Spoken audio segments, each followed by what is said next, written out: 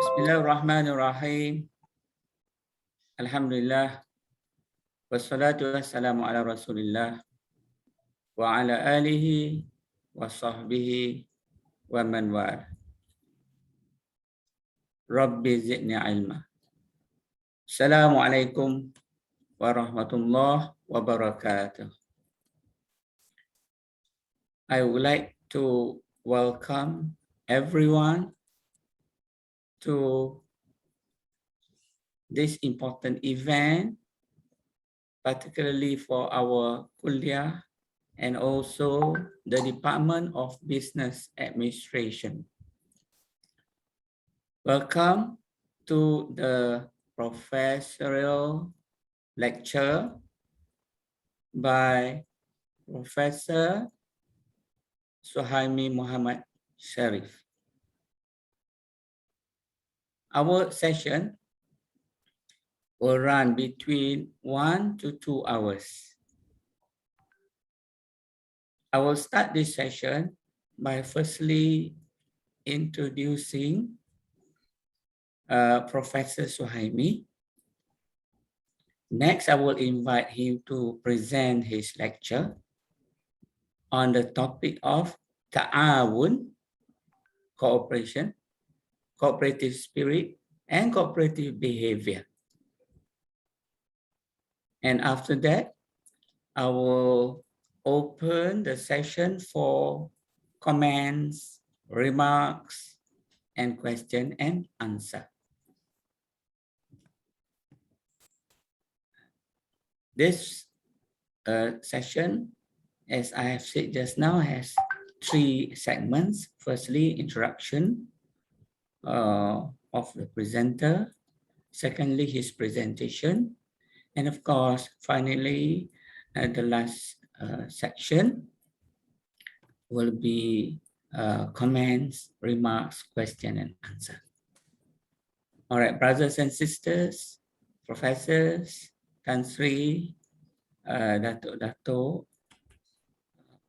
ladies and gentlemen, let me introduce all of us to Prof. Suhaimi Muhammad Sharif. Prof. Suhaimi Muhammad Sharif is a graduate of BBA long time ago. And then he continued his studies at UKM for his master's. And finally, he pursued his doctorate at Murdoch University, Australia.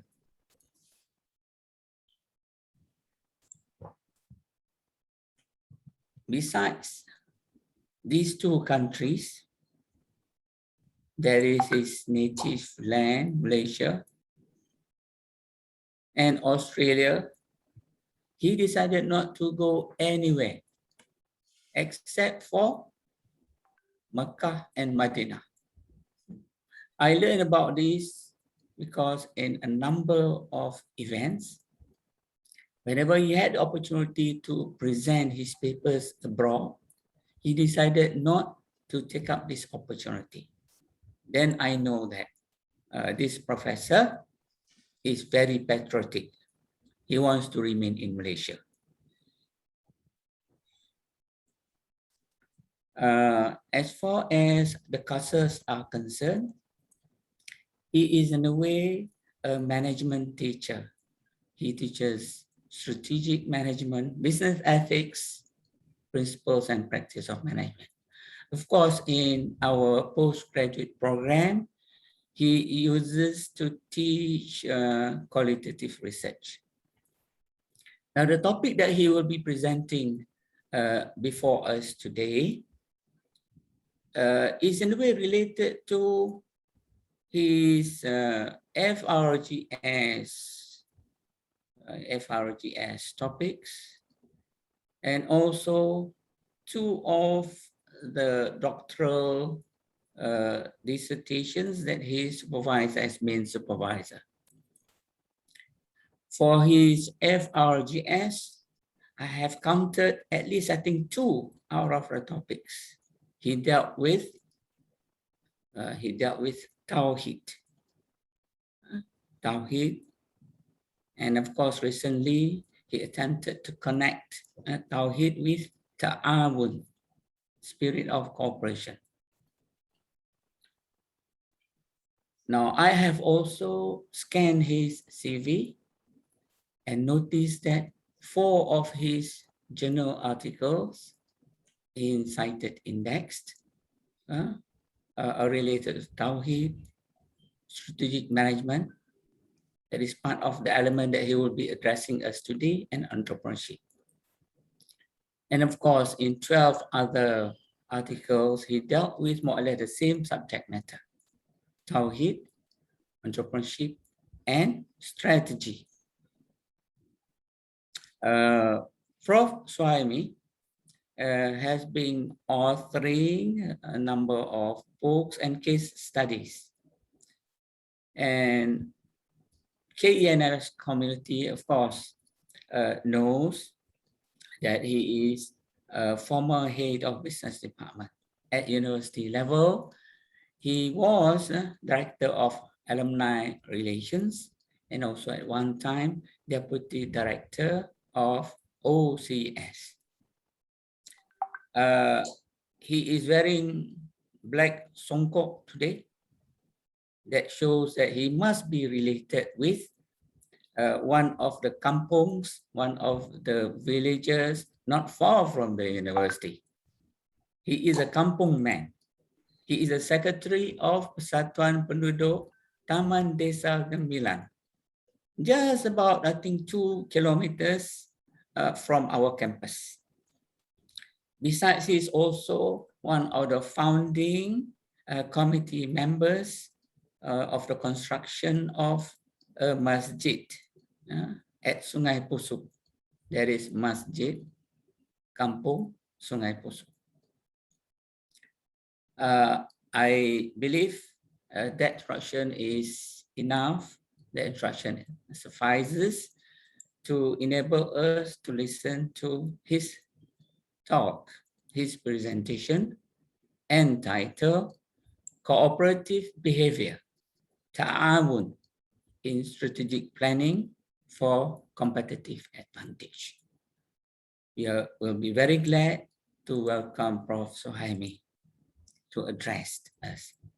Thank you. Please welcome. Bismillahirrahmanirrahim. Assalamualaikum warahmatullahi wabarakatuh. Jazakallah khair, Honorable Guru of Strategic Management, Sir Yusuf, my Guru in Strategic Management, and all our kuliah management, our deans, administrators, fellow professors, fellow colleagues, brothers and sisters, ladies and gentlemen. Alhamdulillah, first and foremost, let us express our gratitude to Allah Subhanahu wa Ta'ala for giving us the opportunity in this session, okay, for me to share not just my work, actually the work together with my Guru of Strategic Management since my undergraduate days until today. My Guru, Honorable Yusuf, have been with me in this journey of this scholarship journey of strategic management. Yeah. Allahumma salli ala Sayyidina Muhammad wa ala alihi wa sahbihi wa sallim. Okay, my topic today is on cooperative behavior, ta'awun, in strategic planning for sustainable competitive advantage. This topic is a contingency topic in the studies of strategic management. It is not the mainstream topic. And my doctoral research also not in the mainstream. I have to declare this because I have been in the scholarship world, not the mainstream, but what we call the peripheral, the contingency or the alternative insight. Okay, that's why I have to declare this, because we are not in the mainstream. However, we do appreciate in terms of scholarship development, we also appreciate and acknowledge the studies of the mainstream disciplines.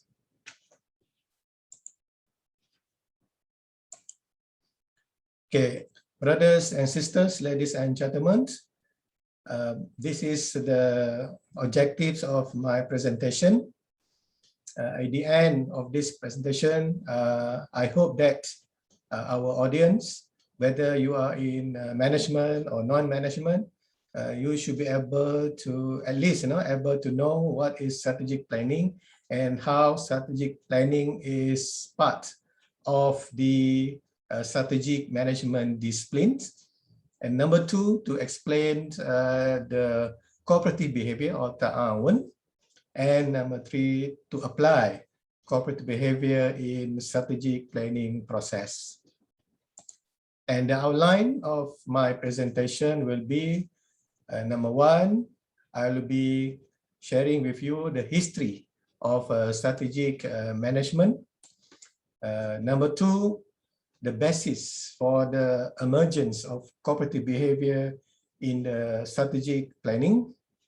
And number three, the emergence, the basis for the ta'awun in strategic planning. And number four, the practices of ta'awun in strategic management. So in other words, I have putting the ontology, epistemology, and the theory, the practice, and also the policy, which is the requirements when we come to the scholarly development. Okay, ladies and gentlemen, let me now share with you the history of strategic management. It's very important to know the history because this is part of the epistemological elements of any disciplines. Okay, brothers and sisters, once again, this is the management derived from the scientific approach of management. So we known Frederick Taylor as what we call the father of scientific management. Before this, during the ancient time, we also have management. During the prehistory time, they also have management. Okay? For example, we have the Great Wall of China, the pyramids, etc. in Egypt, and all those ancient they have. But those management that practice are not included here, but we are starting from the scientific management coming from the what called starting from the Adam Smith, 1776, when he started with the idea, the wealth of the nation and the division of labor. So why is that the scientific management idea derived? Because they wanted to achieve efficiency in getting things done. In other words, the work need to be specified. Okay? Specified in terms of the task and also the appropriate personnel to carry the task. So they will need to have specific knowledge, abilities, attitudes, in order to get the maximum efficiency. That's all about division of labor. So you're becoming focused, and therefore you can produce very good work, and therefore there will be no mistakes, there will be no redundancy because you already identified the task. Another thing, scientific, because already proven that when you are having a scientific work, and then we have the managers working together in collaboration with the work with and through the people in organization, they can ensure the efficiency.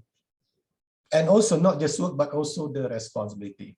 So this is the background of the idea of strategic management from what we call the scientific. The discipline of management is not solely one particular discipline. It is from multidisciplinary. For example, you might, alhamdulillah, I can see here, we have our colleague from the sociology and anthropology. So we also, because we're talking about people, work with people and through people, so we cannot run away from the sociological and the anthropological aspect of people. So when we talk about organization, we're talking about people. We're talking about the purpose and also the structure. So the people will be the main driver to get things done. So organization cannot run away to understand the people, the behavior of the people, and people in individual, and people in the community, and people also in society. That's why we have the foundation of the sociological and the anthropological aspect of the organization. And in order for organization to compete, because we have many competitors in the market, in the free market, so UNSOF introduce strategies. We need to have strategies or ways, a mechanism of how we can get the advantage or get the superior value, or we can outcompete our competitors. So that is the basis for having the strategies. And then Alfred Chandler, in his seminal work, it's talking about we need to have also we have to combine the people, the structure, and also the purpose. So this becoming the basis for the idea of strategic management discipline. So it combines many aspects: scientific, economics, anthropology, sociology, and all aspects in order to get things done with efficiency. In 1980s, Michael Porter talking about, when we talk about markets, industry, we need to analyze them. So then we have the industry analysis, and we have to know what are the main forces that can give us the advantage. We have the customers, we have the competitors, suppliers, we have also the substitute of products. We also have the new entrants that are going to come into the organization. So this analysis requires a lot of work, a lot of thinking, etc., in order to make sense, in order to position the company into the competitive world. Then Meisberg in 1987 come up with the concept of the specific piece for the strategic management. So we need to plan, we need to have understand the pattern, and then the position, and we have to deploy, and also the perspective into the market. So very much market oriented.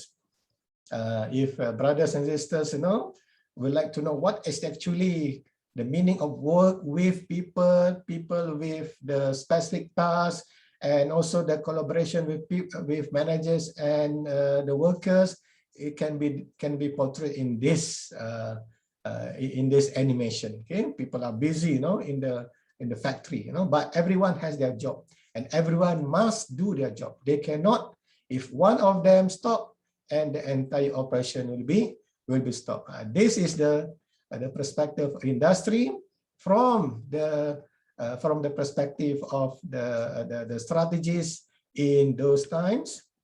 Okay, and then because of that, they come up with a lot of theories related to the situation, because we are talking about the changing, the dynamism of the market, the people, the society, and we have popular theories in strategic management, such as we have the contingency theory. In other words, there is no one fix, or there is no one strategy that fit to all situations. It depends on the situation.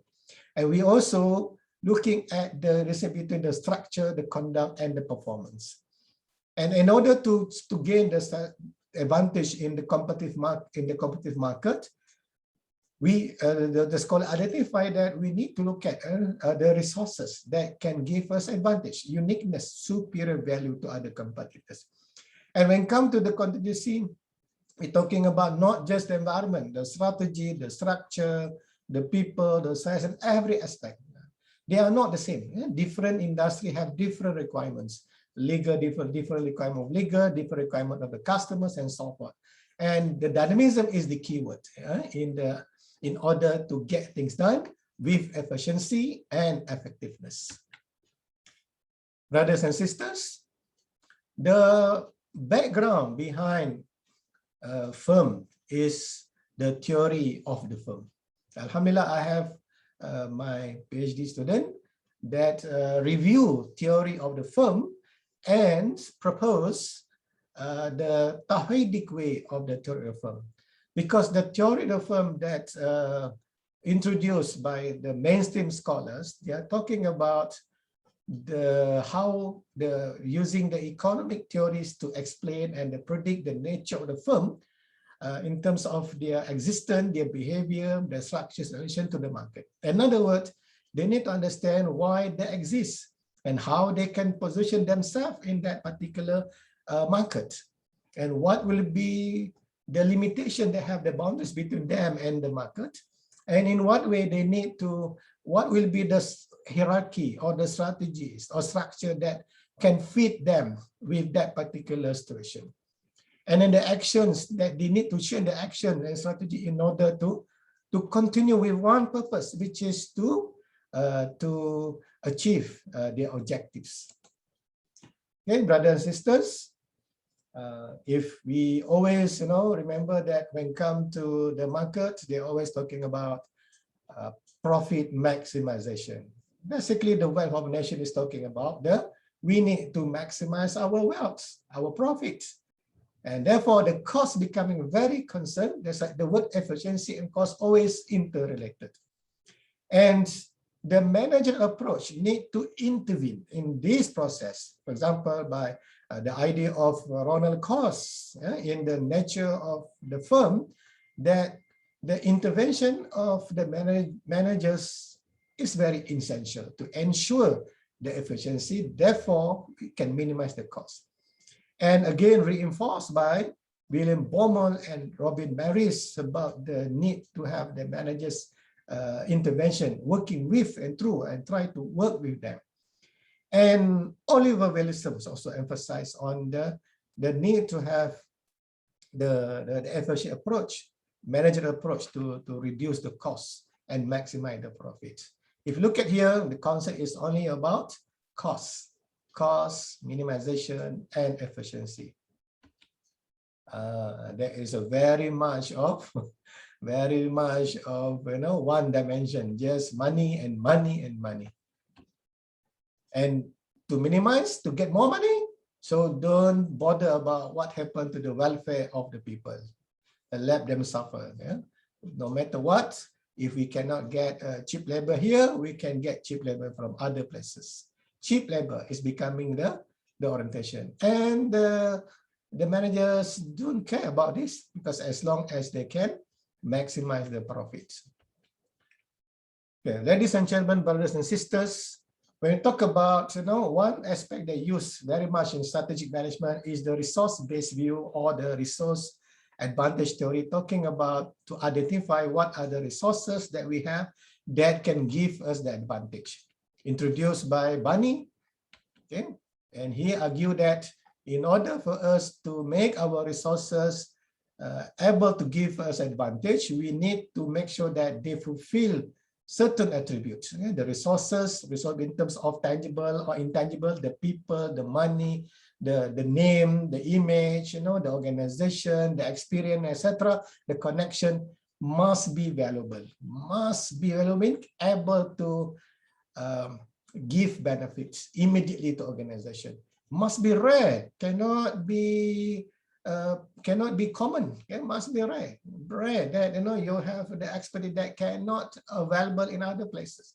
Cannot be copied, inimitable, and more importantly, must be organized so that no one can offer any substitute.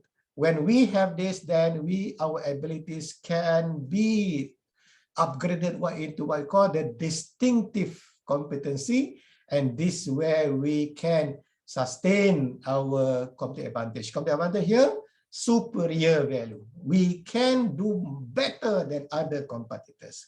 However, Williamson cautioned the scholars and also the practitioners that, look, you are so much concerned about the cost in operations, the cost minimization, but you're forgotten about the governance, other costs, okay, such as the cost not related to the operation, such as the abuse of power, conflict of interest, agency problems, the moral hazards, ethics, corporate social, etc. That becoming another concern. They are not just increasing costs in terms of legal suits, reputation, but in long term, this becoming the competitive, sustainable competitive disadvantage to organization. people that you are not concerned about their welfare, their wellness, their well-being, they're becoming a cause, legal suits. The human rights movement will come and capture, and will come after the owners of the organization, and the shareholders will be put into the limelight about you are not humane in your business approaches.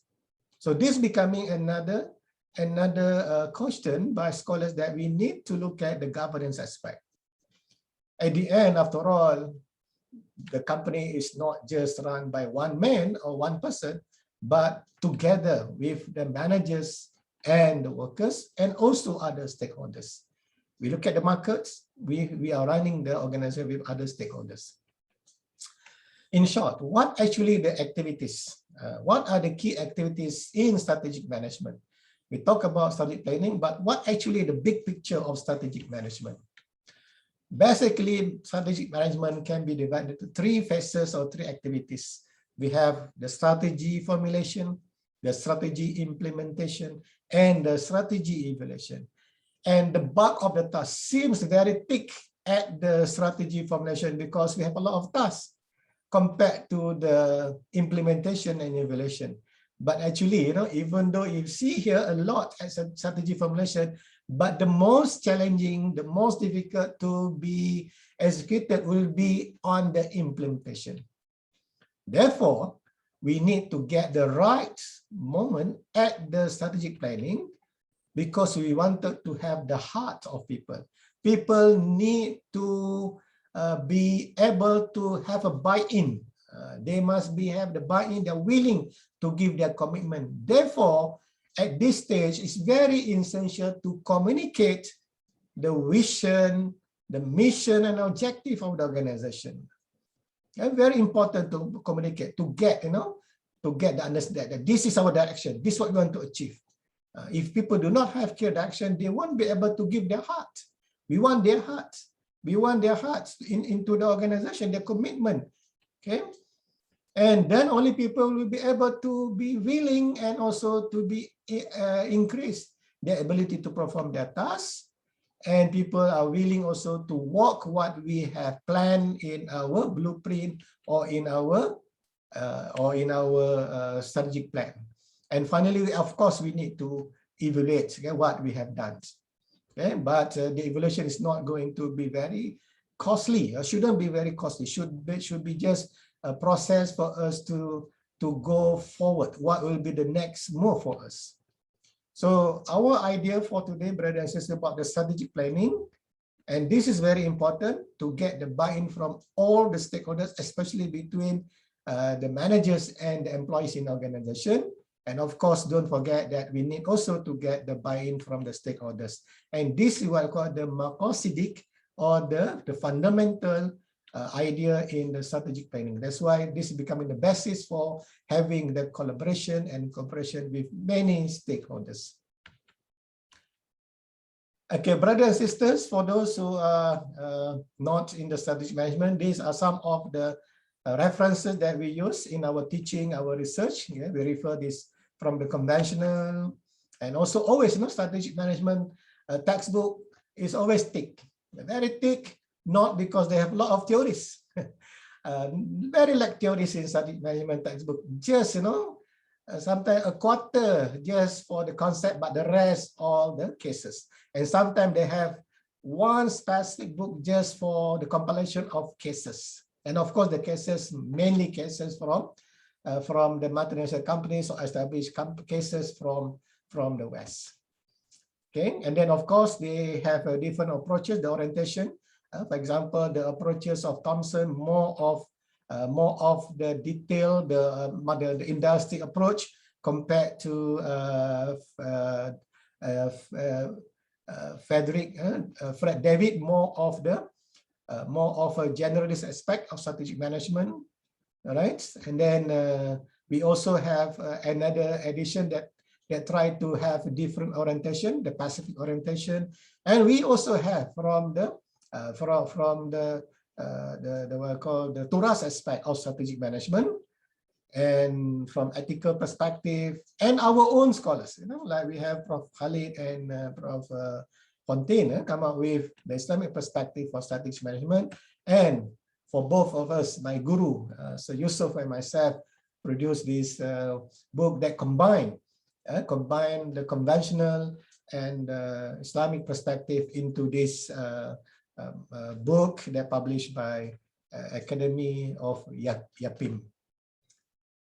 Okay, brothers and sisters, and then the common themes that we have in strategic management normally, we are talking about strategy at the corporate level, the big picture level, and also the operational level, the business and the functional level.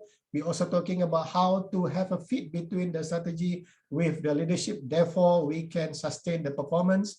And the problem is that how can we have accuracy in our analysis to get the most accurate analysis of the environment.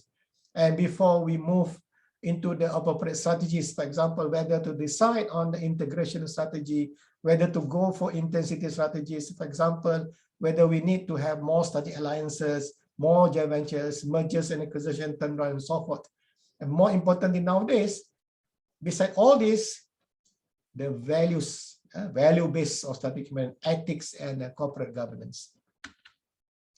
And therefore, when it comes to ethics and corporate governance, the mutual cooperation becoming the highlight, becoming the driver, becoming the fundamental. Okay, we need to have a unity, oneness of thinking, whether to fikr, in order for the organizations, the scholars to move on. Right? So after giving you the history of strategic management, from the scientific management era until now, okay, we evolve with various contextual perspective and so forth. Now, I'm going to go into the second part of my presentation on the basis for the emergence of cooperative behavior in strategic planning. Okay? When the starting of this cooperative behavior. Remember, when we in the free market, the competition is very high. And to the extent that at one time the scholars and also the policy, the practitioners, they say we cannot go on with these competitions. At the end, nobody will get anything from the stiff competition. So we need to cooperate. We need to cooperate with our competitors. So that's starting the idea of having, while we competing, can we also consider to have cooperation with our competitors? Then we have the idea of having the horizontal integration, such as we have smart partnership, strategic alliances, joint ventures. For example, like joint ventures and to build infrastructure, MRT. We need to have two consortium. We have like MMC and Gamuda. Both are giants in construction. But why they cannot do alone? Because of the risk, that the project has. Therefore, even though they are competitors, but for that particular project, they come as a joint venture consortium. And people would like to know, researchers would like to know what actually motivating them beside the profitability concern. Because in the context of national infrastructure, more towards the pragmatism could be the reasons. This would be the foundation for scholars to study what make them wanted to go into the cooperation. And once that they need to have the alliances networks in terms of the inter-organizations in order to contribute. They're supposed to be more competitive, but how? By having the cooperation will make them more healthy and giving much benefit for both of them rather than they compete as an individual organization. So that when firms engage in competition and cooperation, so we come up with an idea called the co-opetitions, cooperation and competition.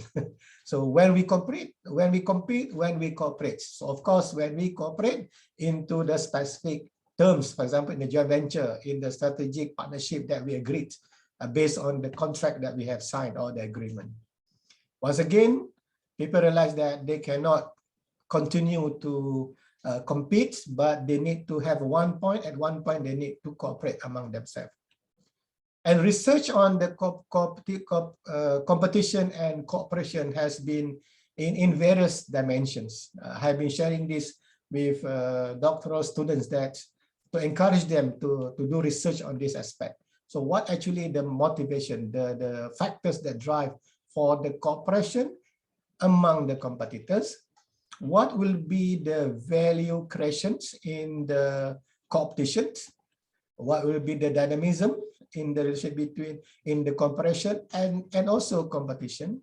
And what will be the network analysis that to suggest that the competition will be continue or the cooperation will be continue or vice versa? And so we also have to look at in what ways the dynamism in terms of capabilities and also the organization hierarchy will be changed in order to fit with the competition environment. Once again, this is again the basis for why the mutual cooperation becoming more important in the markets among the competitors, the big companies in organization. Okay, brothers and sisters, those from the conventional perspective, they decided that to have the cooperation. On the third part, I'm going to share with you the basis for the ta'awun or the cooperative behavior into the strategic planning for sustained competitive advantage. So as my guru already mentioned, a lot of my research emphasized on the application of a Tawhidic paradigm.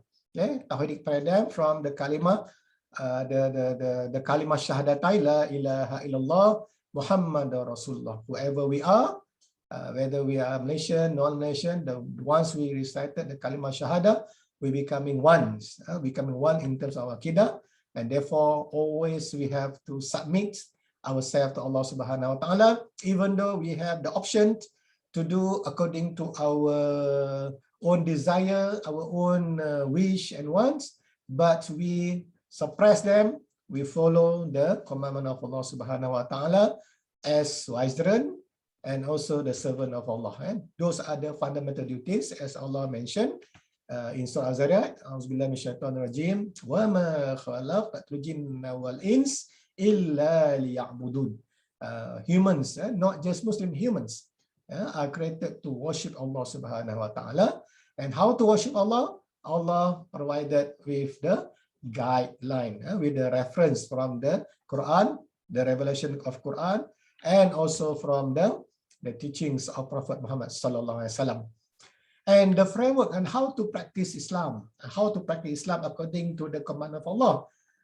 The fundamental will be the aqidah, the faith, la ilaha illallah Muhammad Rasulullah. And then we have the arkan of Islam. Okay, we have to practice into our daily life. Then we have the ibadah. The ibadah cannot be just done according to our own way.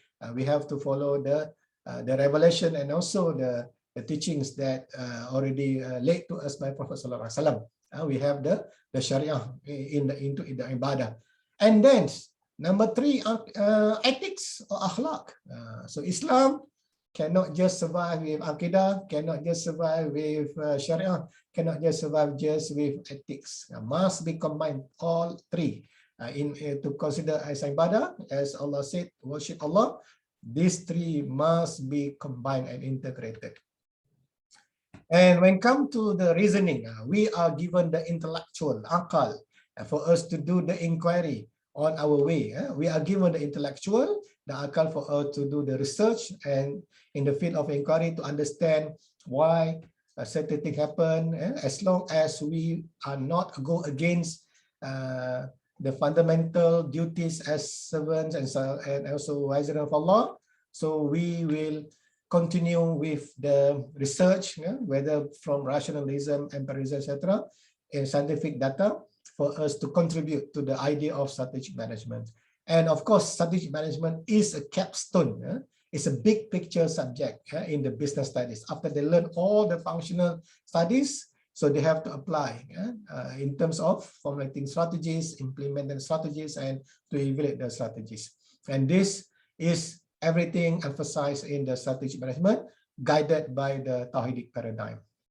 Okay, we don't underestimate. We don't ignore the function of human as vicegerent, that they are given the intellectual, they are given also the community for them to work in with the hikmah, with the knowledge that they could share with others.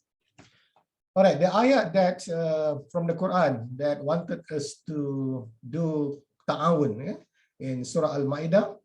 A'udzubillahi minasyaitonirrajim. Bismillahirrahmanirrahim. Ya ayyuhallazina amanu la tuhillu sya'irallah wala syahrul haram wala hadiya wala qala'id wala amin al-baital haram yabtaghuna fadlan min rabbihim wa ridwana wa idza halatum fastadu wala yajrimannakum syana'anu qaumin an saddukum 'anil masjidil haram an ta'tadu wa ta'awanu 'alal birri wat taqwa wala ta'awanu 'alal ismi wal 'udwan wattaqullah innallaha syadidul 'iqab. Sadaqallahul azim. Oh, you who believe, do not violate the sanctity of the marks of Allah, nor of the sacred man, nor the sacrificial animal, nor the gallons, nor the those preceding the sacred house, seeking the grace of their Lord and His pleasure. When you are out of Ihram, you may hunt malice against people for having prevented you from Masjid Haram, should not cause you to cross the limit. Help each other in righteous and piety, and do not help other in sin and aggression. Fear Allah. Allah is severe at punishment. And brothers and sisters, I just highlight the not to have the entire verse of the idea, that just to look at the ta'awun concept that mentioned here. Righteous, righteous mean we are going for the albir, righteousness, and also taqwa, anything that give the benefits, the goodness to the people as individual groups and also society, and also to make sure that the benefit is not just physical but also emotional and spiritual. People have integrity, people have good relationship, but not cooperation in terms of sins, go against the norms, go against the laws, the regulations, or even try to be creative and innovative to this level of destructive and cause a chaos in the society. It create more enmity, more aggression on the people. And this all people also go for cooperation. For example, like cartel, we created the monopoly among the suppliers and also the business operators, but again at the expense of the people life. This cooperation also, but the cooperation that not accepted in Islam. So in short, the definition that I would like to present here is that ta'awun is a mutual cooperation in behavior. Not just in physical, not just the action, but the thinking, the feeling and action among the individuals, groups or organizations to achieve mutual benefits under the parameters of al-bir and also at-taqwa, not al-ism and also al-udwan. But what happened, we see in the reality of the business world, the market, you can say a lot of udwan, a lot of what you call aggression, and also people just break the laws for them to achieve the maximum, maximize their profit at the expense of the humanity and also the environment. So therefore, this was wanted us to emphasize on al-bir, the righteousness. What actually righteousness? Righteousness go back to the iman, the conviction that we are having the fundamental duties as servant and vicegerent of Allah. And we cannot do this according to our own ways. If we do according to our own ways, we think it is beneficial, but not, it will create chaos, it will create uncertainty in our market and also our society. So very important. Even though this is from the teaching of Islam, we can create this, we can put this into a guideline, we can create into a quality system. We already have, in MS, Malaysia Standard Quality System, that using the Tawhid paradigm as a basis to guide the behavior of people to mitigate the risk of being disadvantaged and also legal and so forth. They're concerned about cost, short term and also long term. But again, for Islamic perspective, it's not just the cost in the business, but also the cost in the hereafter. If you are not careful, we will be displeasure, na'uzubillah, by Allah subhanahu wa ta'ala. Once again, the foundation, brothers and sisters, ladies and gentlemen, the foundation to ta'awun. This is my reflection of Islamic studies that I gained throughout my studies in IUM. We have what I call the Usrah cycle. So, you know, sir, when you're in organization of people, the purpose and the structure, actually we are family. And therefore, as family, the Usrah process need to be done. So, fundamental number one that we need to do ta'aruf, get to know each other, ta'aruf, not just by name. The process is not just once, not just ice breaking, but continuously.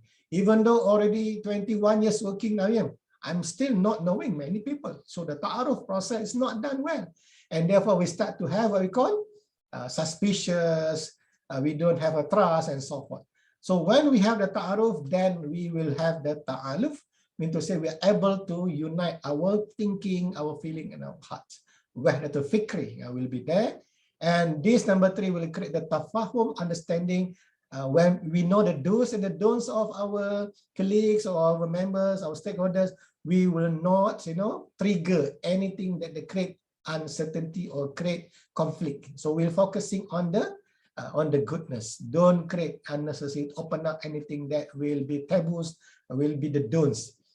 And then when we have the tafahum, then we'll be having the concern, fakut concern about the safety and also the what I call we will help them if they are not able to perform their task, and also come with the love and caring or tanashur in the process.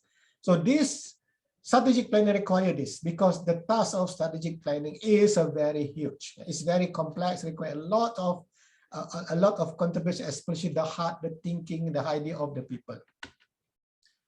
And but this is how going to practice, how to practice this ta'awun. I have to share with you that my journey in scholarship, I spent a lot of years in the theory, in the research, but not the practice. But alhamdulillah, when I been given the task to be the head of department and the deputy director of corporate strategy and also director of alumni, I can realize that, when come to practice, it is not as easy as what you can see in this, diagram. Easy to say, but mashallah, very, very difficult in terms of practice.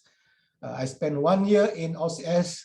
I just couldn't cope with the pressure that we have at the corporate strategy. Not to surrender, but I can appreciate that, that we need to bring our heart, our commitment into the process. It's not an easy task, because the heart, if it's left somewhere, we are not fully concentrated in our task, then we are not be able to do our work. Ta'awun at all aspects. Sometimes the corporate strategy is very good in coming up with the papers, the blueprint, etc. But when it comes to implementation, nobody could understand. Nobody could understand, because what we planned are not in the presence or in the collaboration with the stakeholders, especially the implementers at different functional levels. Or even we did just a very simple town hall that not into the heart. There's no buy-in from other stakeholders. At the end, what has happened? Becoming just a top-down directive, okay? The top manager approved the blueprint. Okay, next we just announced this is the blueprint. Brothers and sisters, my colleague, now follow. Figure out how to implement at your level. There is no ta'awun.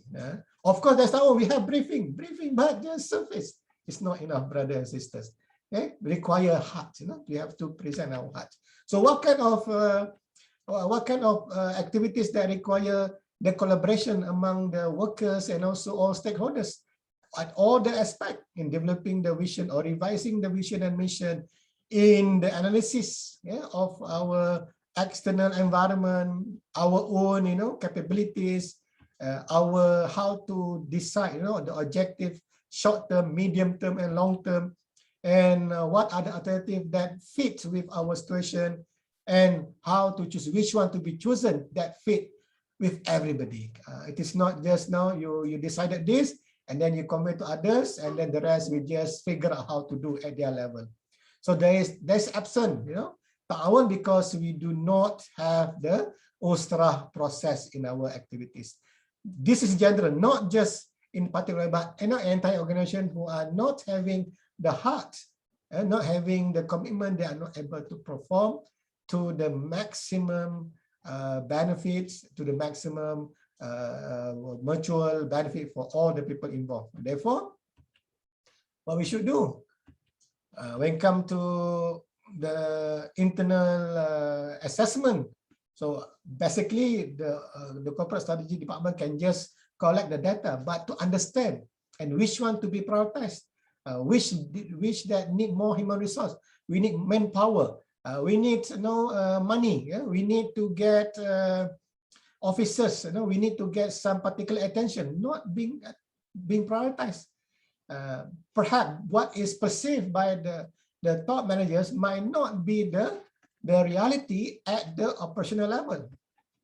Once again, the absence of the collaboration, the ta'awun among the people. The involvement is not fully involved, just partial or perhaps just formality, and therefore we have problems at the strategic planning and also to implement the plan that we determine. So once again, there is no one particular solution. There's no one particular approach on how to deal with this. So that's what I propose here, and also based on our practice, we have to look at what is the practice or the uruf, the custom practice that we already established and we are comfortable with. It's not that we must follow the idea from the east or the west, etc. How actually that's suitable for us. The uruf, what actually the practice. For example, like myself, before I being appointed as the administrator at the corporate strategy, I have my theory in how to do the SWOT analysis, etc. But when come to OSS, they have their own practice that already established many years. So we cannot, change the practice that already comfortable by the stakeholders. What we do, we have to enhance the process, okay, with the intelligence and also with the tool that operates. For example, they are more comfortable with the business model canvas and value proposition canvas, so we go for it. But more important thing too, they will give their commitment, their idea, and also their loyalty into the process. Similarly, when we do the externalisis, the events of nowadays, we do not know what happened in the COVID-19 situation. It's very unprecedented and very uncertain. So when we sit together, we understand our needs. So we have to prioritize. We cannot solve everything, but we need to prioritize. And of course, the prioritization will be based on the idea of awlawiyat. We need to have the fiqh of awliyat to prioritize what is the most important in order for us to survive and also to perform. All right. And then once again, the tools, the idea will be based on the uruf, based on the practice that comfortable by that particular organization or firm. Okay, there is no one best way. There's no one best practice. It's based on the context, based on what is comfortable by the people. More important thing to decide also the long-term objective and how to choose objectives, etc., will be based on the customer practices of that particular organization. So more important thing, my argument here, ta'awun. We have to work together, not just by physical, but also with our heart, with our feeling, and also our action. Brothers and sisters, in conclusion, cooperative ta'awun in strategic planning require number one, we have to understand what is the nature of such planning. It is not one-sided. It is not just one-sided function or it's one-sided thinking. It is integrative. It is interactive and dynamic. It requires ta'awun and cooperation. Number two, the foundation of cooperative behavior ta'awun is not come overnight. It needs a long-term process. So we have to put understanding into the usra, into family, and the process need to be continued. Ta'aruf, ta'aluf, tafahum, tafakun, and tanashur need to be continued. And finally, we don't have, to practice, or in my doctoral research, don't transplant something that not fit to your environment. We think that, Science Park in US is very good. We try to transplant into our country, into technology park. It doesn't work because our situation is different. We cannot. What we do, we have to look at what is our uruf, our custom practices that fit to our situation. It is not, there's no one size to fit all, but actually customized according to our situation. Brothers and sisters, that's all that I would like to share with all of you.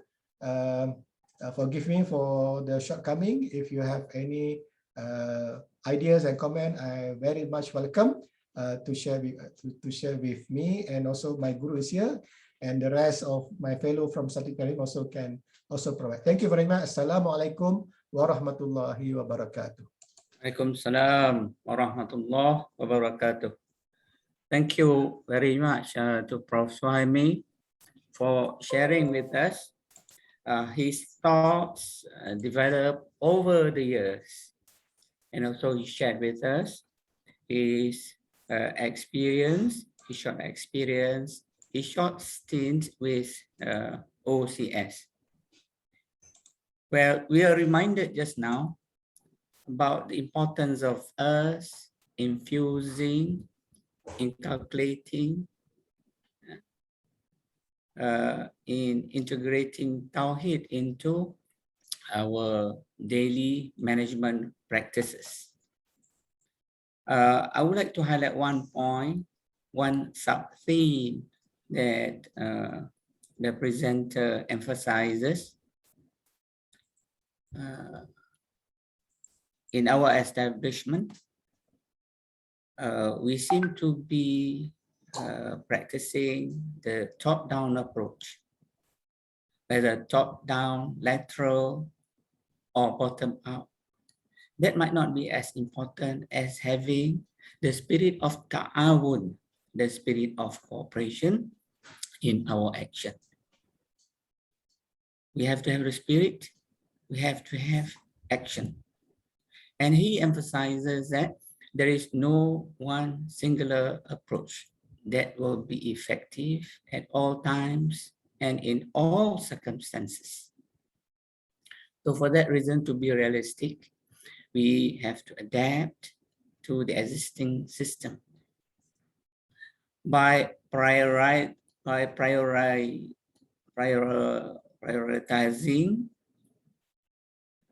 according to the Tawhid spirit, according to Maqasid al-Shari'ah, and according to the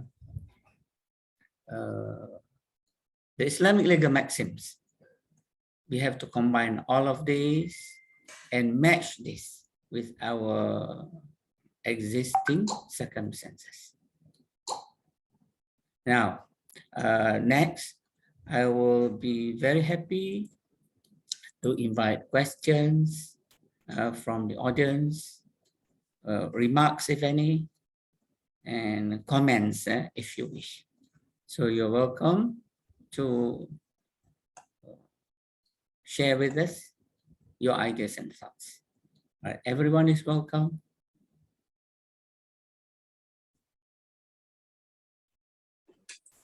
Assalamualaikum, Prof.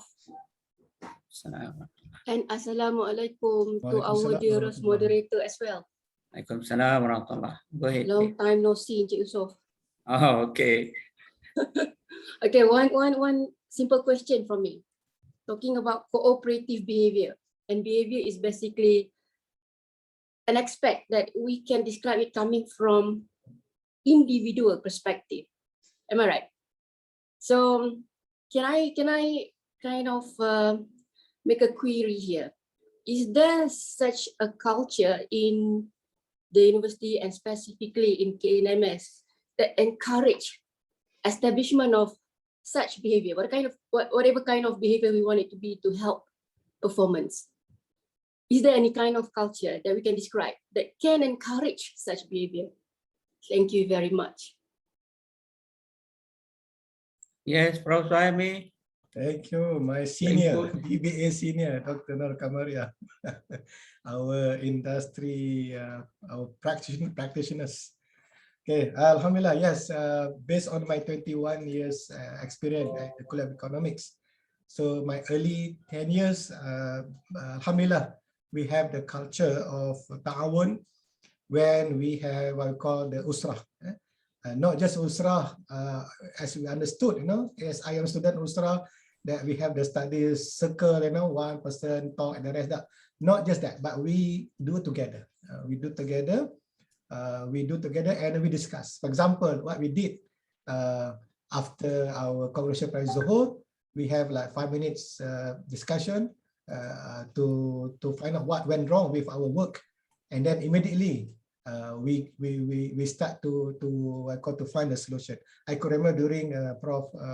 Mansoor, and also Prof. Azmi time, we always we are using what we call the on the job solution, what we call this. We don't wait until the end of the year to solve. Immediately we discuss, we create group, and we took the action quickly.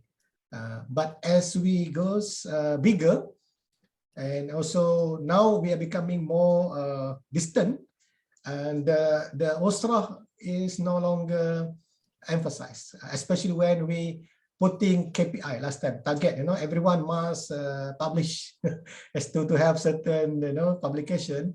And we became very isolated and individualistic. So the individual actually can. So my own experience at the Kuliah, we have to go back to that particular culture. Of course, the foundation is congressional prayer, and then after that we have to meet. But now we can replace, with the continuous meeting, because that's a human. A human need to talk, need to have conversation. And also when my practice at the OCS, conversation, we have a lot of conversation, almost from, I think, Prof. Nohaiti, Alwi here, etc. can confirm that we always have conversation, because in order to understand the situation, we need to have conversation. If you don't, and then we start to have our own thinking or perception that might not be healthy for us. We start to have the suspicion and so forth. So my suggestion, and also my own experience in the past, we need to go back to that particular culture, usrah culture. Simple, that like just like our house also. When we family members starting to have our own, we don't dine together, we don't talk. At the end, becoming like loose in the family. Similarly in the family and also organization. So I can talk from my own experience, Dr. Nur Kamaria. My experience, 21 years, some in Kuliah and management, and also some in the central management. Perhaps your corporate experience could also enhance. Dr. Nur Kamaria, your corporate experience. I don't have any corporate experience outside that, just because after graduation, right to the academic world. To be frank, when we're talking about wanting to have cooperation, whatever it takes, either we're talking about Islamic perspective or not, it begins from the right culture, because this is where we create sense of belongingness. You make yourself associating to an institution, to a system. You need to make yourself belonging to it. And this is something coming from a culture that can encourage such thing. There is a lot of research talking about organization citizenship lah. Apa lagi? Yeah. I mean, belongingness lah. PCB, yeah. Tapi to be frank, I know I'm still very new in this university, very new. Tapi I once upon a time being brought up by the system. The system once upon a time comes with a very special kind of culture. As a student, as me seeing my lecturer, there's a culture that talks about cooperation. But unfortunately, I cannot see those things in this current time, which that's the reason why we found it very difficult to encourage cooperation. Probably yes, to small unit macam kata department kan, kita ada kecil-kecil, Yeah. kita makan sekali, yes, you can have, but you need to Yeah. have it at bigger scale. Macam understanding the mission, this is where we are translating what additions we can Yes, do to yes. help to achieve the vision. Tapi bila I play around with the vision and mission in class, and don't the know. students are basically coming from the universities, surprisingly, they did not see the mission as what they are to contribute. Probably when I see few names here dalam participant ni kan, kot-kot lah message ni boleh sampai. You need to find ways to communicate vision and mission guna bahasa setiap orang yang macam you cakap tadi kan. Yes, Straight yes. down, Yeah. and then from bottom up pun dia kena ada. And the encouragement is coming from the right culture, Yeah. at least. My 2 cents. Thank you, Okay, Dr. Kamara, because you have the industrial experience. And then Prof. Mahdi asking whether or not applicable to the non-Islamic organization. I used to visit Honda in Malacca. During my practical visit, I visited Honda. Immediately, just 1 hour, I could feel the cooperation among the workers in Honda. They are not Japanese. They are the Malacca residents, Malay, Chinese, Indian, and Malacca residents. When they are inside the Honda, Masya Allah, the culture that the Japanese are not Muslim, they created, every day they have what we call the morning briefing, the morning meeting.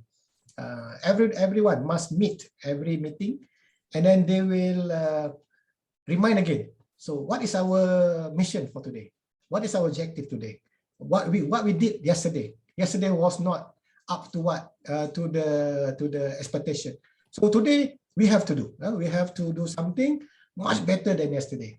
And they are not just saying, the leader, the group leader or the team leader, not just saying, but they also helped. They help them to if anything gone wrong, they will help. It's not like just cursing them. Oh, you are bad. Why you are so bad? No, they are not just identify the mistake, but they try to help the person. Not just them, but also the team members will be given the idea. And then when I had the opportunity also to ask the workers, and what kind of, they say, these people here, the CEO, etc., they all feel like they feel like family. One thing that to make they feel family, when come to the lunch, nobody is given an excuse to be at their own office. Everybody must be at the dining hall. From CEO until the workers must eat together. They have that they have the, of course this is factory culture, and before they leave, they have the same.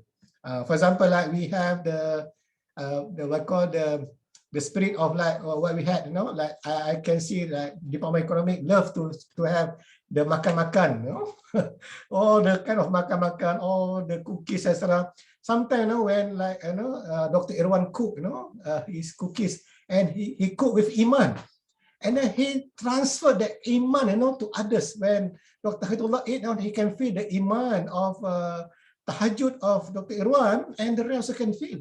And also in my department, also we have Laksa Sarawak that prepared by our Dr. Dohadi. I can feel, I can feel the taste until today, because this must be he cooked with sincerity and iman and tahajud. We can feel something that genuinely can feel, because this is based on hadith number 27 or 40 hadith. Anything good you can feel, right? Hadith 27, 40 hadith, you can feel anything good, you can feel. Our heart can send that. And of course, now we have to create that culture.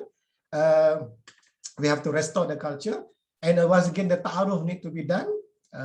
I could also feel the same thing, Dr. Kamari, when I see some of new names here. I say, who are these people?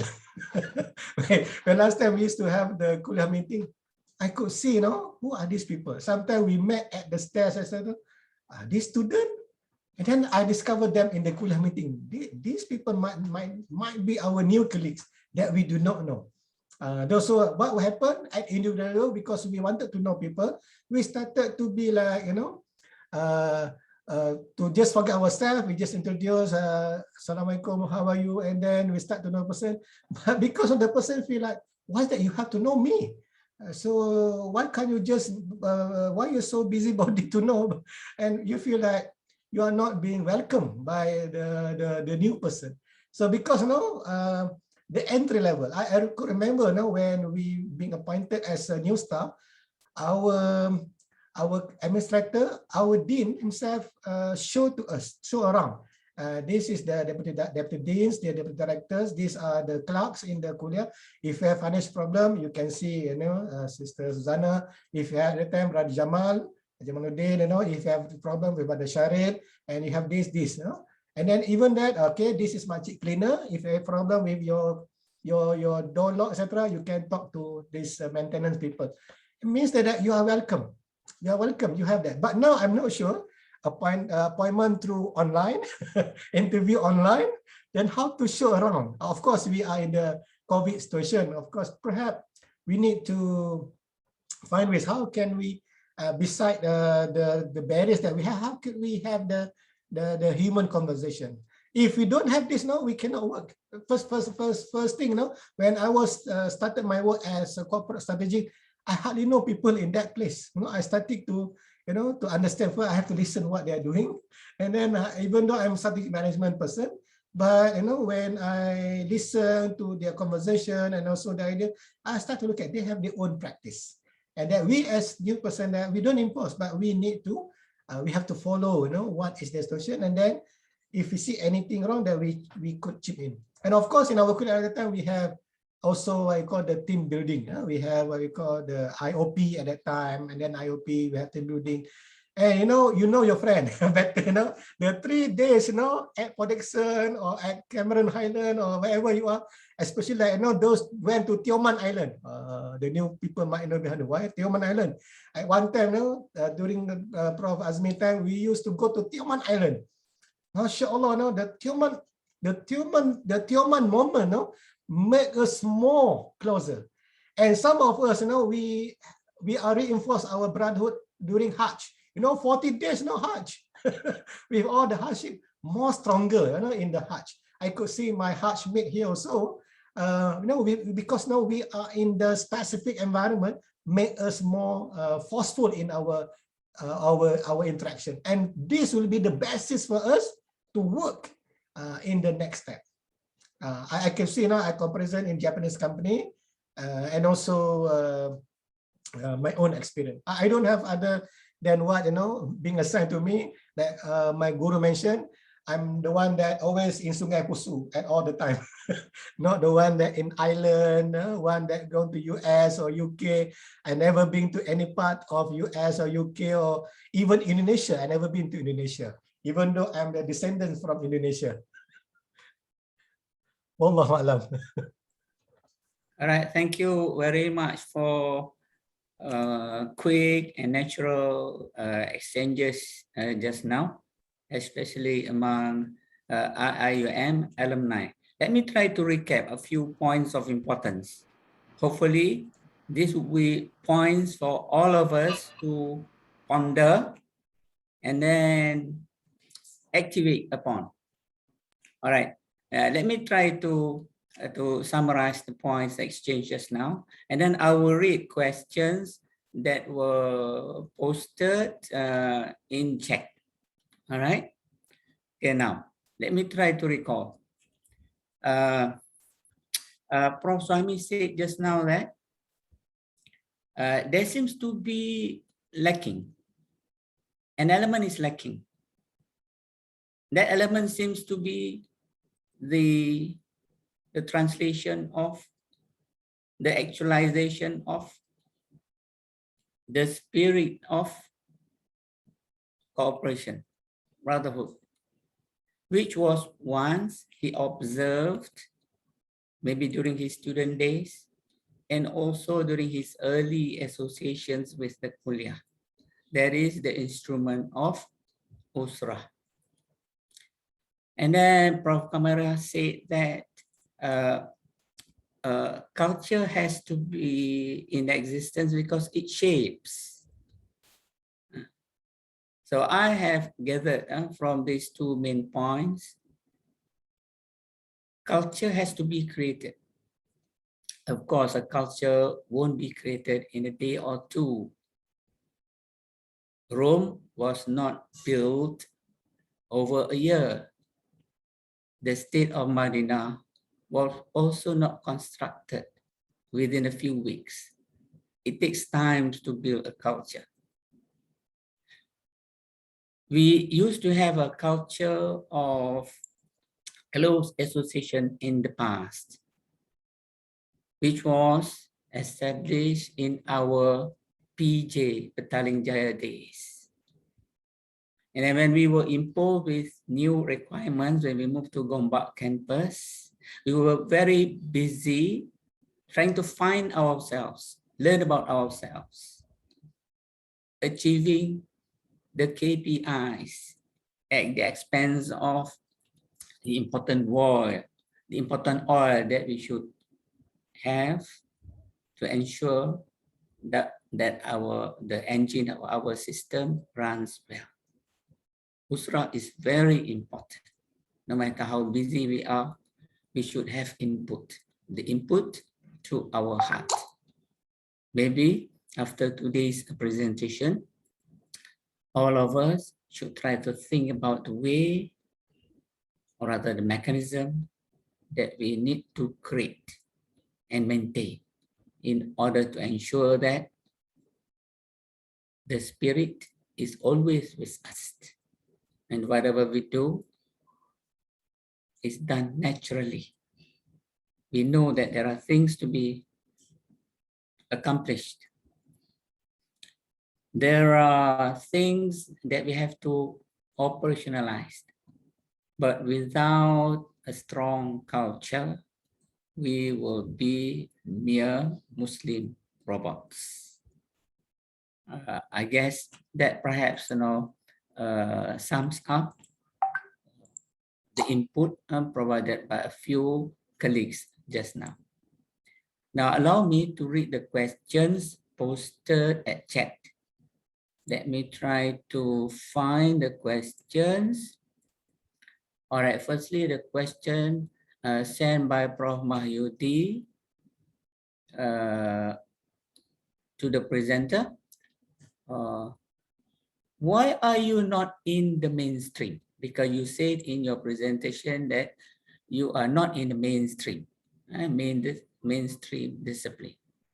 Okay, let me repeat.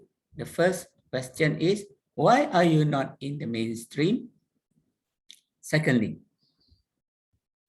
how do you then share all of the good ideas to the mainstream audience for maximum appreciation and application? Are the questions fine? Clear? Okay, clear. Thank you very much, Prof. Mayudi. Yes, the training that I received, we appreciate the mainstream epistemological development, the scholarship development, but we wanted to have what you call the alternative views or the insights that not to support the mainstream. The mainstream talking about the profit maximization and the cost minimization, but our preference or the non-mainstream, we are talking about the non-quantitative and also the non-scientific. This is what I meant. Okay, we're talking about the humanity. We're talking about the values not appreciated in the mainstream. Even the mainstream talking about values, talking about moral hazard, CSR, but in my approach, they are still in the same framework. They wanted to minimize the cost so that they continue to get the profit maximization. And how can the mainstream scholars can benefit is we are sharing with you our preference, our insight about this idea. Because I have been encountered when I presented Tauhidic paradigm, and people, they are not familiar with this. I just say to the audience, I'm sharing with an insight or a perspective that is in the mainstream but not appreciated, not recognized by the mainstream. Because if you were to publish this in the mainstream journal, they can't agree because of their different ideology. Because like all this in the past, the Q1 of WOS, they cannot accept because this because they fundamentally they don't welcome the intervention of religion into the mainstream. That's why even in my training, even though my doctoral research is supervised by the non-Muslim, but they also belongs to the non-mainstream. They are not the mainstream researchers. They also belongs to they themselves. They declare themselves they are the non-mainstream, and they created what we call the instead of they call the economics, they call evolutionary economics. What we call when it comes to knowledge, they have the knowledge economics, but not the mainstream. Because I appreciated that when I read the Keynesian work, by Ronald Coase, etc. Yes, a lot of, at the end of, just to remember, I really, before I did PhD, I thought that economics just for me to pass my bachelor degree. But when I did my PhD, I have to read a lot of economics work. I have to read, Adam Smith, 1776. I have to refer to the original book. And that's why I have to read a lot of economics. Then I realized that, our lecturer used to say, the fundamental knowledge in School of Economics is economics. Then I said, yes, economics, the foundation. But that is the scholarship development from the scientific. So we branch up into the peripheral, into the sub, but we try not to follow the scientific or the quantitative aspect, and we are more of the qualitative and the human values aspect. And so now, because of that particular movement from my group of scholars, and that's why we have the idea of people start to appreciate ethics, corporate governance, and so forth into the mainstream with that attempt. Now, but even though when the attempt, they still put into the scientific equation and so forth.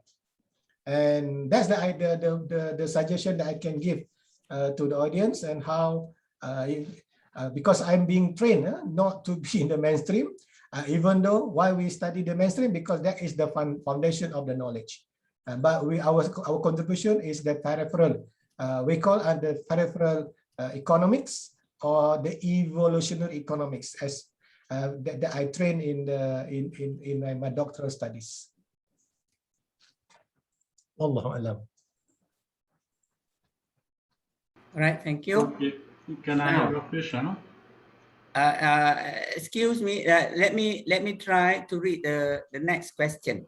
All right, and after forwarding all of these questions, I will invite impromptu question then. All right, now next is not really question. It was a sharing of thought by Prof. Nur Aini Arifin. She was attempting to link between these two concepts, that is ta'awun and takaful.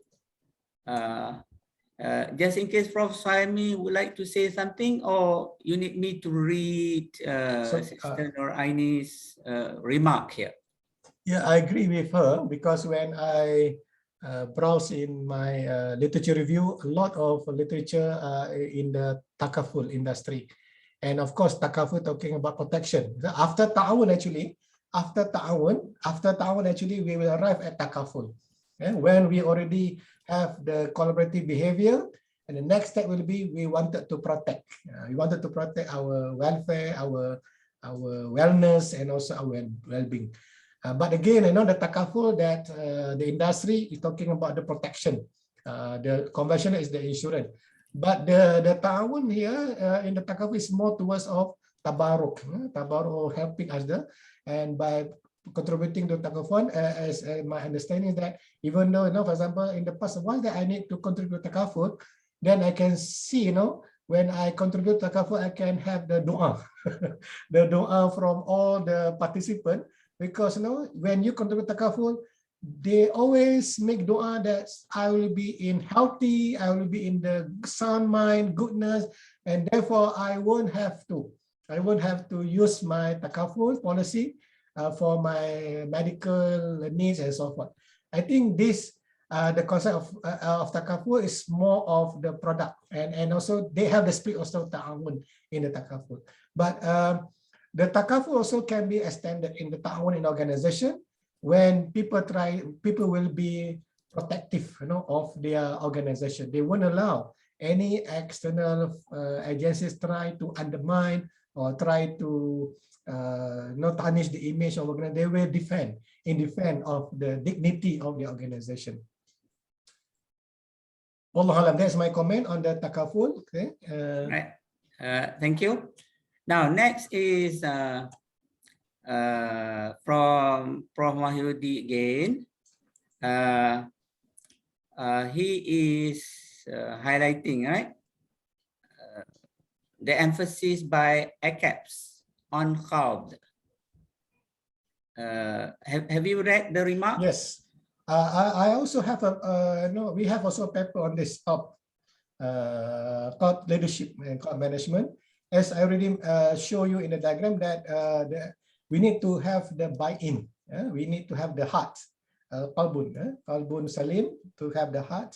So when we emphasize on qalbun management, means that we emphasize on the buy-in, to get their commitment and the willingness, operational in terms of management language, the capability, ability, and the willingness, loyalty of the employees, managers, and the stakeholders to work with the organization.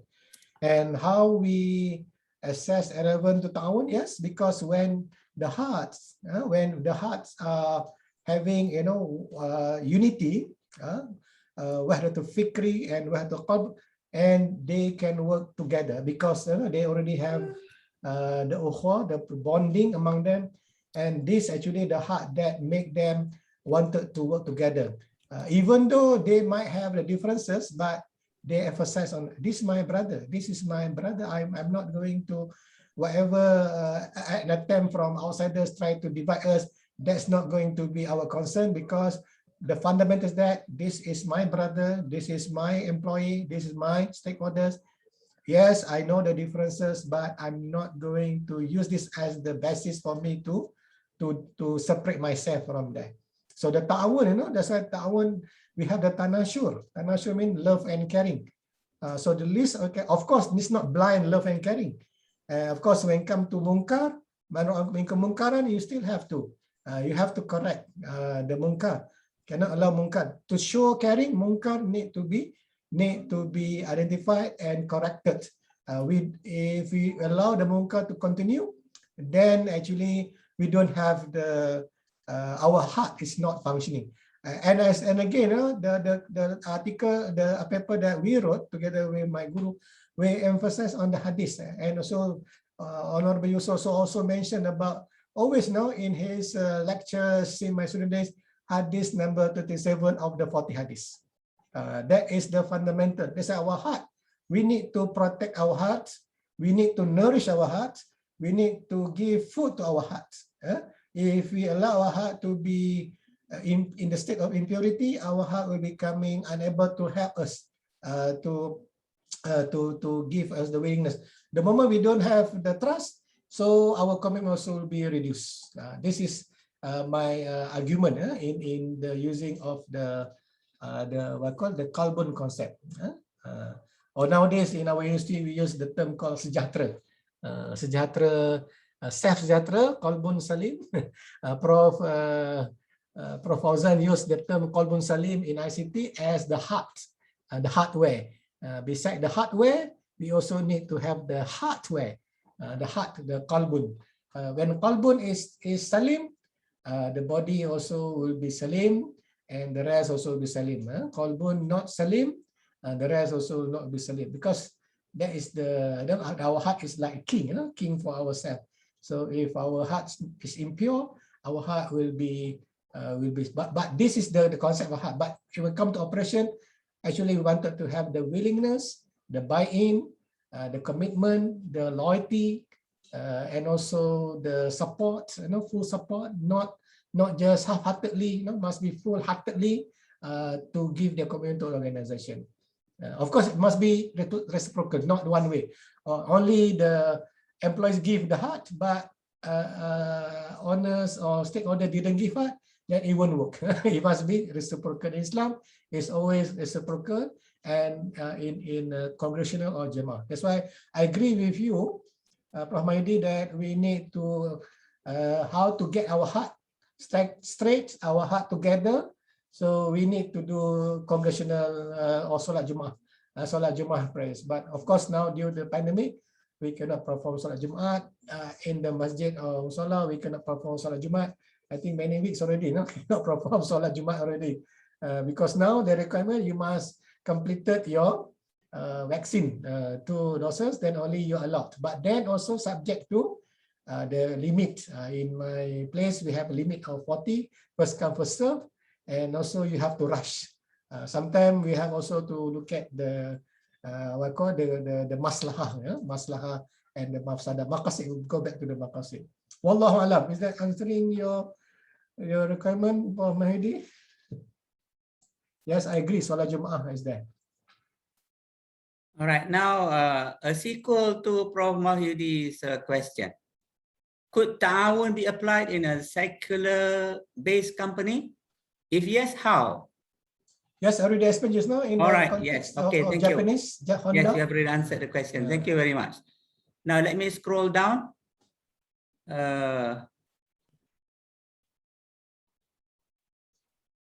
Oh, 10:15 a.m. That is a small setup, isn't it? Are you suggesting weekly department meetup? But the big setup also like Honda, they can do. They have thousand of employees. But of course, they have the assembly, and also they have the team, by the team leader. Of course, based on the structure. Of course, my example is the factory, Honda. But just to share with you, before I joined IIM as a student, I used to work in the plantation, a Danish company, United Plantation. And they have their own what I call routines. They call roll call in the morning, gather everybody, and then they have the briefing. And then after return back to the estate, they have also the debriefing. Briefing in the morning, and after the debriefing. And then during the process, they will have what I call the inspection. During the inspection also, on the job inspection, correction also can be corrected. And of course, in the estate environment, it's not talking about the cooperation, but they're more of enforcement. They treated employees as slave. And even they asked me to kick the employees or slap the employees. I witnessed my co-mandos, my position was mandos. Mando or supervisor, they used to slap the employees who refused to work as expected. And this also what the CEO or general manager came to me. And why did you kick and slap the employees? Very lazy. I said, no, my heart said no to me, because I couldn't slap someone that that they are human like me. And of course, the person you have to change. They say like this, that one in the estate environment. Yes, I agree with you. Then we need first our heart also must be our maqasid also must be clear. Our intention, niat must be clear.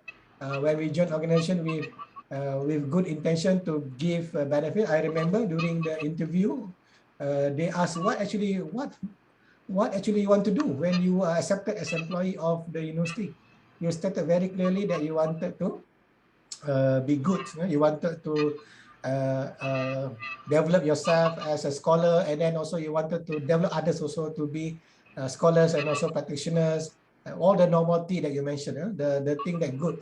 So this need to be maintained. Our heart.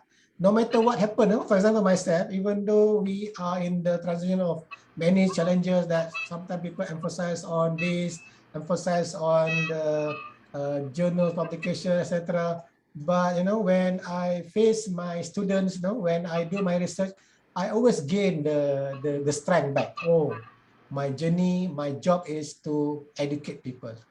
Don't worry about the negativity that you have. They are there. They are part of the challenges in our life, the test from Allah. But the moment we we are with our student, whether physical or online, I could feel, you know, the goodness already, because that is what my intention, my niat. I wanted to impart knowledge, share knowledge with others, and that becoming the source of my motivation to remain in my work. And people ask me, why don't you migrate to other places? And I say, if I migrate to other places also, my object is the same. I want to impart knowledge. But here I have my advantage here because of the environment that give me the Islamic and Tawhidic perspective. If I were to go to other places, yes, I can continue. But again, how about, you know, my objective to enhance the Islamic perspective on education and so forth.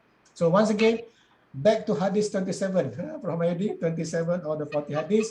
This was very, you know, it's very much of, you know, guiding me, you know, this Hadith 27 of Imam Nawawi, you know, always know our hearts. We ask ourselves, what actually you want in this life. Of course, Islam said, mardatillah. But when come to routine, we have also the challenges to be steadfast. And of course, you know, where that's why Usra is very important.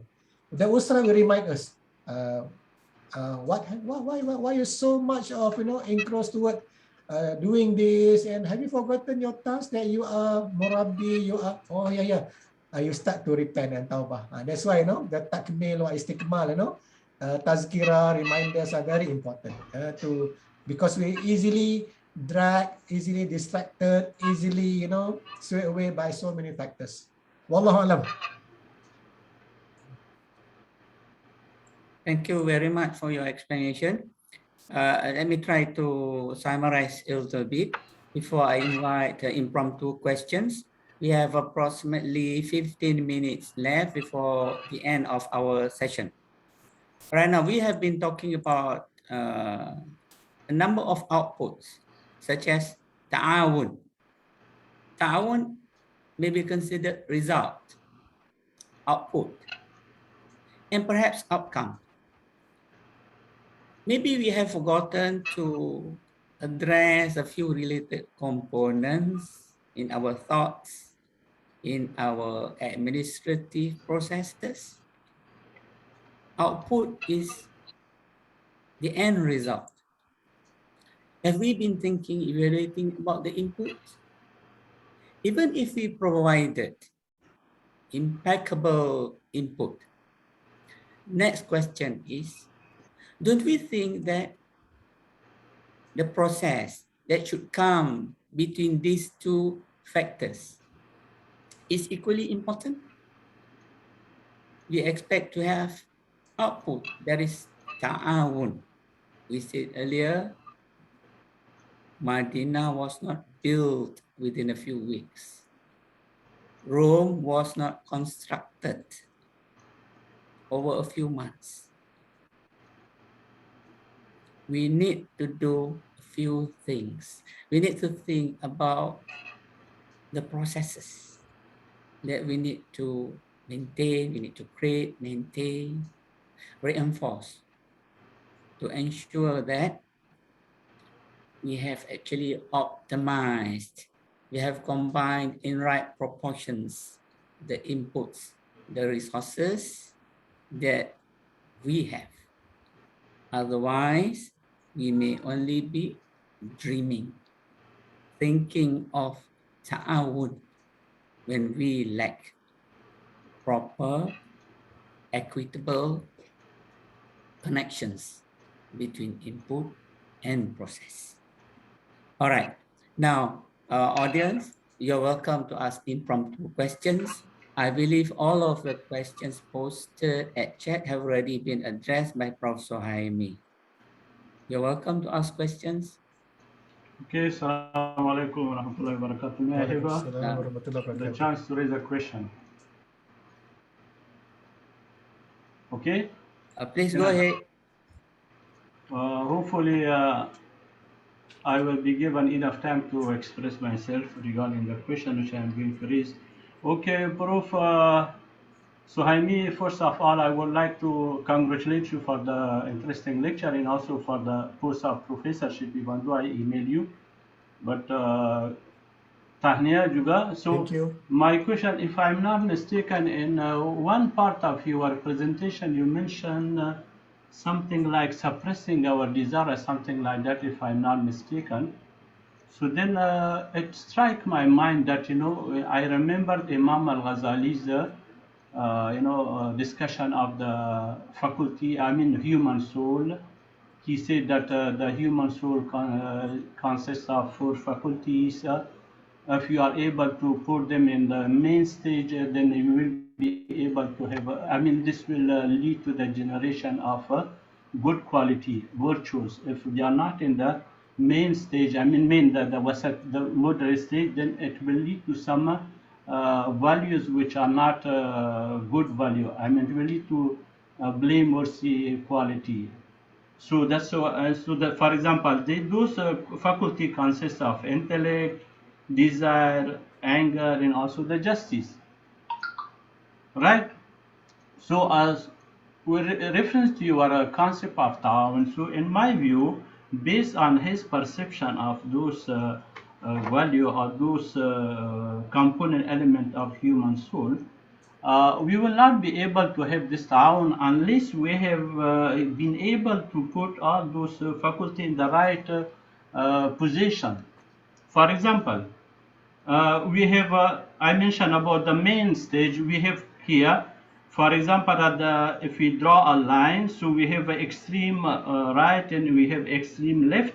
So the extreme left, one of the value is located at the extreme left, so it will be deficient. So it will not be sufficient for us to generate some good quality. So we will not be acting in a way which is beneficial and useful. And if it is go to the extreme, so this also will be negative. So the outcome of it, it will generate something which is not beneficial. For example, let's say put the faculty of anger in this scale to see how it works. For example, if we have the sense of anger is there, we cannot eliminate it, we cannot suppress it to the extent that it is removed from ourselves, because we need the anger. If you don't have the anger, so you won't be able to defend ourselves, our family against any aggression.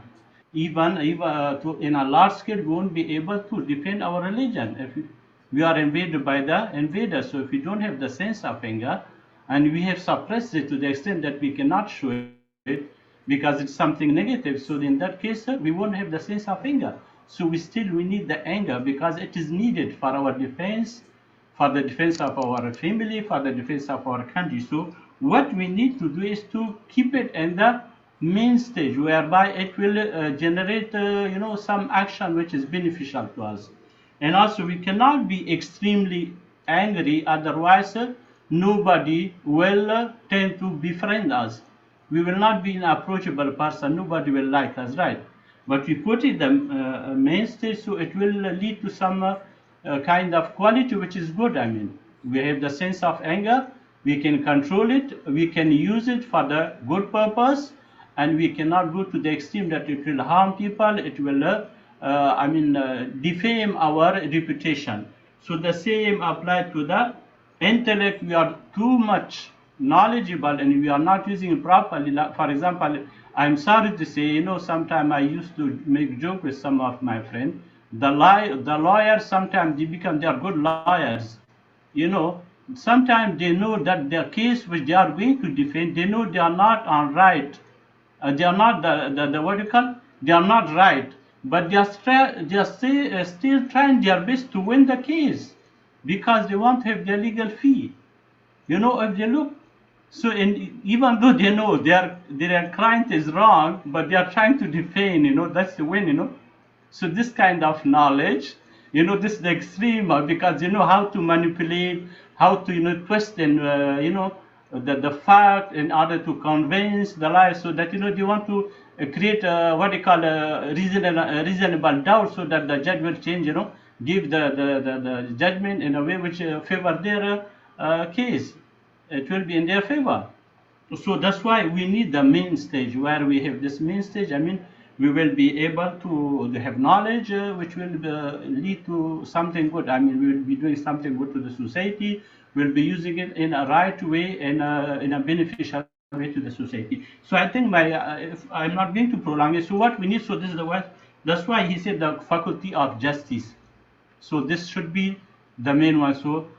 So our anger, our desire should be controlled by the command of the aql and also by the command of the shara. So if we are following the command of the aql in the shara, so we'll be able to keep those four elements of the soul of human being in the message, and this will then lead to the generation of praiseworthy quality and rather than the blameworthy quality. Thank you very much. So once we have this kind of situation, so the town is going to be very like, like our garden, behind our faculty. This will be the plant will be popping up very, very green, it will be evergreen kind of town also will be there, it's easy to create the town among the individual member of the society or the group in the country.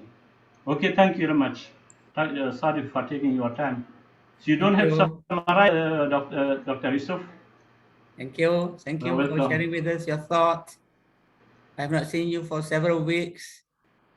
Several Now, months, not several weeks. oh, several months. Several months. Oh, yeah. No weeks. All right. Okay, let us see whether or not we still have questions. Thank you for the thought. Question, would it be possible to post this talk? All right, this is to our organizers.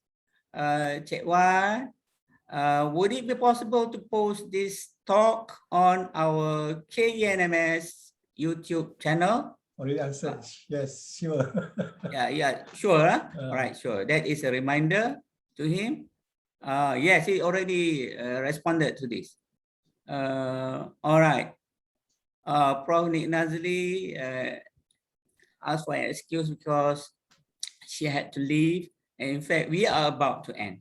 We have approximately 6 minutes left before we reach our destination. We have 6 minutes before we reach Gombak campus. Gombak campus is still there. Even though now we are communicating from different places. All right, professors, brothers and sisters, you're welcome to share your thoughts with us. No one needs to be a philosopher to share his or her ideas. We are going to have this session only once in Prof. Suhaimi's lifetime.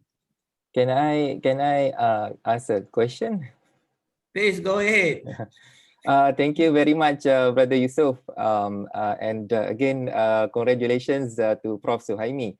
I just have a very kind of a basic, simple question because your presentation is about on the cooperative behavior, ta'awun, in order to sustain competition.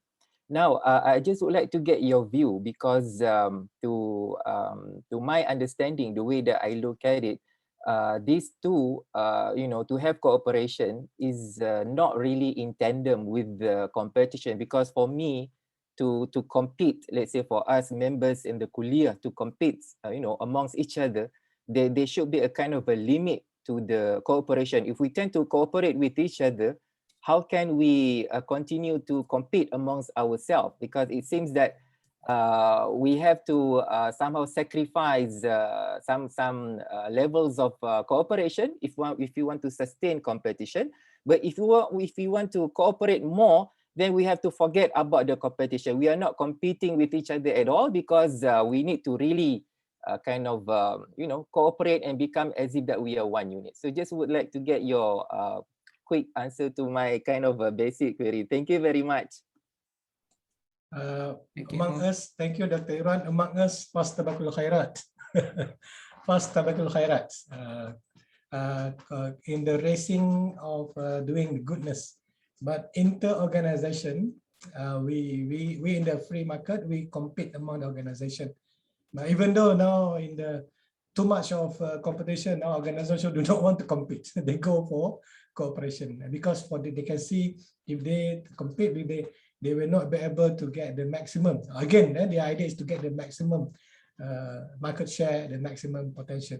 But of course, we shouldn't have departmental competition because we're talking about one organization is one. It's not 17 kuliahs and departments, division considered as organization. No, they are not organization. They are in the organization. So these organizations shouldn't be competing. And also in our class also, we keep saying to students, never have any what I call intra competition. So because the moment we start to have competition among the department, and they're starting, you are right, they're starting to have, they don't want to share. They start to have the isolation. When come to the quality award, I don't want to share with you. Otherwise, next year I will be no longer champion. Because they're talking about that. Because we created the atmosphere of competition for the sake of winning the awards. Of course, perhaps we need to go for, instead of competition, like Islam says, siru ala barakatillah and fast tabakul khairat. More what we can do now is that Sejahtera framework, what all of us can do together can give one big impact to we can offer rahmatul alamin to society. This is my understanding from Sejahtera. So that's why when I look at the quality of what, hey, if among the kuliah competing, and of course naturally you don't want to share. You don't want to share your practice. You will hide. Hey, what are the best practice from your kuliah? Just normal. Just normal. We don't want to share with others. So right, that is my quick response to your question, Dr. Irwan. Thank you very much. Wallahu alam.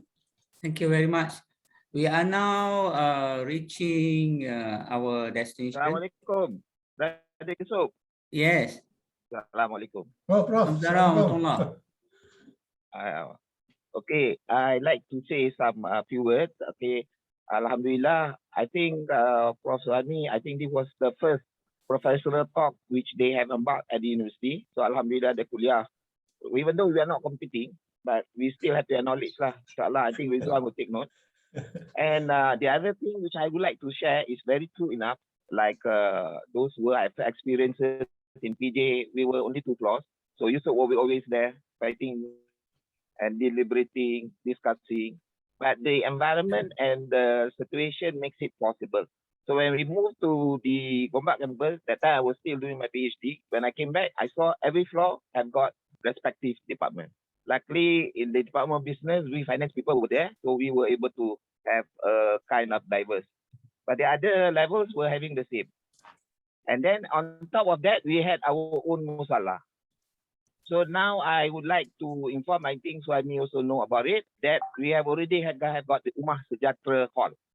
The purpose of this Ummah Sejahtera Hall is for every prayer, for different department people to come down and intermingle and try to get across diverse research possibilities. So Yusuf kena turun. Yusuf dah masuk ke tak Ummah Sejahtera tu? Masuk dah berkali-kali. Tak masuk lah tu. Tak masuk, dah masuk. Okey, insyaAllah. So kita kena, we kena imarahkan tempat tu, have the usra, have everything to start back lah within department. But Department of Business was continuously having their own usra. During the Ramadan also you have your untuk iftar. But now we like to have that back extended between and within the departments. And hopefully when you come down at the Ummah Sejahtera, I think Suhaimi has been there. It is very nicely done. The purpose is open. We don't want to have clusters there. So as for us to have real feelings lah, to discuss and to come up with some serious work, cooperative work, and so on and so forth. The talk is a very pertinent, very important, very prevalent, because that is the spirit in the actual Islamic spirit of cooperation, of taking each other. And during this COVID, it really showed that. That's why every time I remind among at the KBM and so on for the department to have. And if you notice, I'm more often I'm on campus, because to me, some of our students are staying in the Mahala. But this MCO, I quite assistant lah, tak berapa berani sangat lah because of this variant. So please take care, take the precaution. But this COVID should give us a lesson that how much we have missed the collaborative, the knowing each other, even to say salam to each other. It is all been deprived. So I hope that Ummah Sejahtera Hall will really serve its purpose and mengimarahkan tempat itu, dan berkembalikan baliklah the USRA sessions and so on and so forth. Okay, with that, I think thank you, the Honourable. Nobody has mentioned you, Honourable, so I've got to mention you, Honourable lah. To remind that you are still the Honourable. Thank you very Assalamualaikum much, Prof. warahmatullahi Hassan, wabarakatuh. Dean, for making someone popular. Actually, I have been repeating this, except not in a gathering like this. There is only one individual. No, there are two individuals that carry the title of Honourable in our university. One, the first person is Prof. Kamal. Next person actually is me. If you recall, just a few seconds, we have exceeded already 11, just for a few seconds. You remember in one of our results meeting at PJ campus, Prof. Kamal, someone, the chairperson of the meeting, addressed everyone, or rather, someone who chaired the meeting addressed Prof. Kamal with Honourable. Then I took the opportunity to address everyone Honourable. Since then, Prof. Kamal addressed me as Honourable. Please don't share this with Prof. Kamal. They'll be laughing at me in particular. All right, people, thank you very much for your participation in this gathering. Participating doesn't mean that everyone should say something, but your participation has already been in existence when you are keeping yourself quiet, silent, pondering. Maybe you will contribute in your own ways in appropriate circumstances. We hope that this talk makes everyone, right, ponder about some of the concepts that Prof. Suhaimi has addressed. Ta'awun is very important. Again, as we are reminded just now, it is only an output. It has to be operationalized. We have to create suitable mechanisms. If the mechanisms have existed in the past and unfortunately have been quiet, perhaps it is time for us to resuscitate. We have to plant. We know that the results could only be determined by Allah. Hopefully, with ta'awun, with important processes that we create ourselves, we will be able to achieve, to accomplish ukhrawi, sustainable, competitive advantage. Otherwise, we might have earned, we will be earning competitive advantage only in this world. Let's hope that Allah gives us the hidayah, the strength, the stamina to actually ponder upon the contents of today's lecture and try to implement them in our kuliah and also at departmental levels. With that, let us end our gathering, the professorial talk with Tasbih, Kafarah, and Suratul Asr. Dr. Yusuf, yeah. Before that, we take a photo. Please on the videos, we take a photo. Please on video, everyone. Please on video, yes, everyone. Who will be taking photo? Brother Firdaus. Brother Firdaus will take a photo. Please on the video, everyone. Okay, thank you. Everyone is requested to switch on their video. Yes.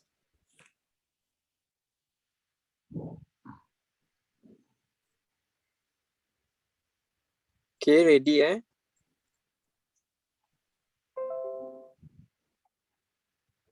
Okay, 1, 2, 3.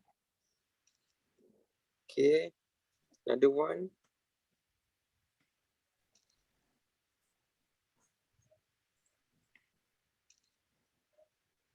Okay, done.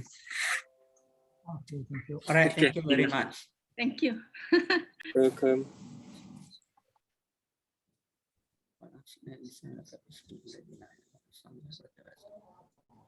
Assalamualaikum warahmatullahi wabarakatuh.